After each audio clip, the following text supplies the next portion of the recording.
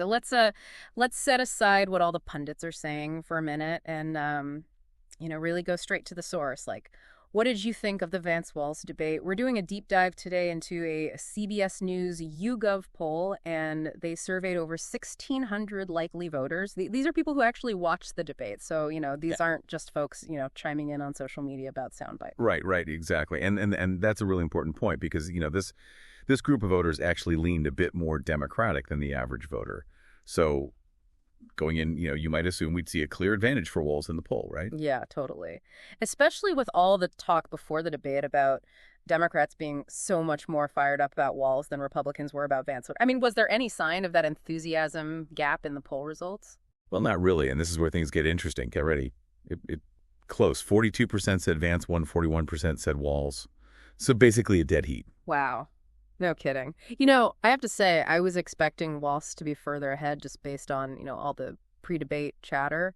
But you know what else really surprised me? The overall tone of the debate viewers actually found it to be surprisingly positive. Right. Like in this political climate, it's practically unheard of. But yeah, the poll found that the vast majority of people who watched used the word positive to describe the debate, which is pretty wild. I know. It's like, is there hope for civil discourse after all? Or maybe everyone was just so stunned by the lack of mudslinging that they, went into some kind of happy trance. Maybe we need to do a deep dive on that some other time. But for now, let's talk about the candidates themselves. How did they actually come across? What were people saying about Vance and Walz? Well, the word that kept coming up for both of them was reasonable.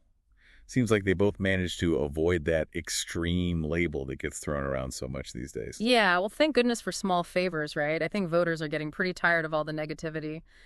But, reasonable will only get you so far.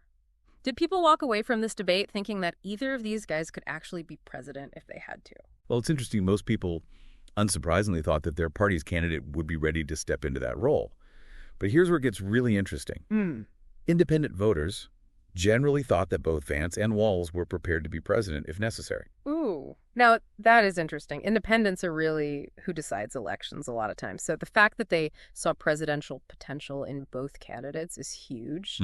Do you think this means Vance was able to close that enthusiasm gap, at least with some voters? It's possible. It seems like based on this poll, both Vance and Walz were able to project a certain level of competence and, that all-important presidential quality, at least to those undecided voters. Yeah. Okay, so we've got a really close race here, a surprisingly positive vibe, and two candidates that at least some independent voters think could be president. But, this is a VP debate we're talking about. So let's dig into some of those issues. Did anything stand out to you in how Vance and Walz handled the big topics? Well, on the economy in the Middle East, two issues that are always so central, viewers basically called it a tie. It seems like neither candidate really dominated the discussion there. Interesting. So a dead heat on the economy in the Middle East, huh?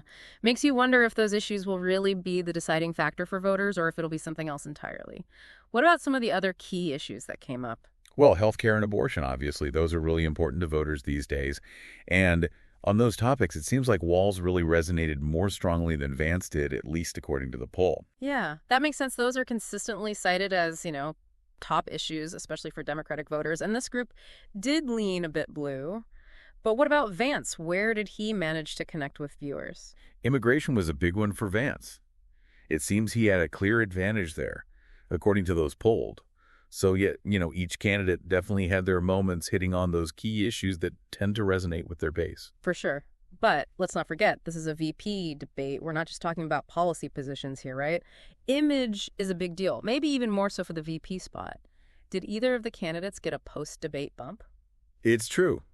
It's not always what you say, but how you say it. Yeah. And actually, both candidates did see their image improve a bit after the debate. Really? Yeah. Wow. Even with the race being so close, I'm surprised by that.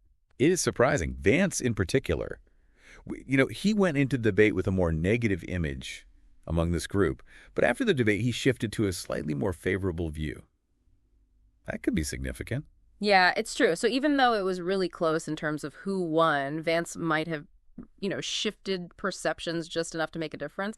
That's what a good debate performance can do, right? Yeah. Anything else on the image front that stood out to you about how the candidates presented themselves? One thing that I found really interesting was that viewers seemed to pick up on a difference in approach between Vance and Walz. They felt like Vance spent a lot of time on the attack, really going after Harris and Walz directly rather than, digging into his own vision. Interesting. So did Walz take the bait, or did he go a different direction? It seems like he decided to take a different route. Viewers felt like Walz spent most of his time really explaining his own views and his policies, and less time, engaging in those direct attacks. Okay, so we have two contrasting approaches here, right? Vance, who viewers felt spent more time on the offensive, and Walz, who seemed to really focus on outlining his own vision. I'm curious, what do you think is going to resonate more with voters in the long run? The fighter who's not afraid to, throw a punch, or the steady hand who stays focused on his own message? Yeah, it's a tough one, right? Do you come out swinging or try to stay above it all? I guess it really just depends what voters are looking for. Some people want a fighter, right?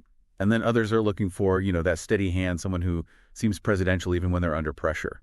What do you think? Yeah. It is a tough call. Yeah. And we have to remember, this is just one moment in time. Yeah. Right?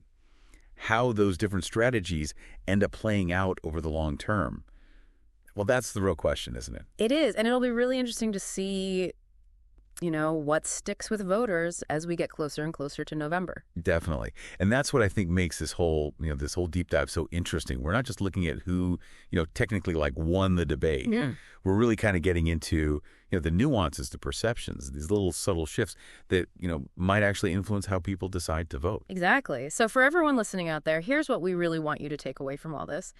Those initial reactions, to the debate, who seems to have won, who seems more likable, who seems to, really own the issues, all of that, it's just, one piece of a much bigger puzzle. Right.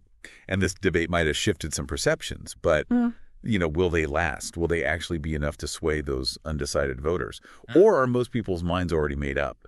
Do you think those, really deep convictions about the candidates and the issues are going to end up mattering more once people actually get into that voting booth? That is the million-dollar question, isn't it? Are we swayed by, one debate performance, or do our own beliefs about the world win out in the end? It's something to think about as we get closer to Election Day. It's, like we said, just one piece of the puzzle, but a fascinating one for sure. Definitely. And, that's what's so great about these deep dives. We get to unpack the data, look at those, those immediate reactions, but we're always left with more questions, right? More angles to consider as this whole election unfolds. It's all about staying curious and, and staying informed. That's it. Couldn't agree more. So until our next deep dive, everybody, keep those thinking caps on, and we will see you next time for another insightful journey right into the heart of the news.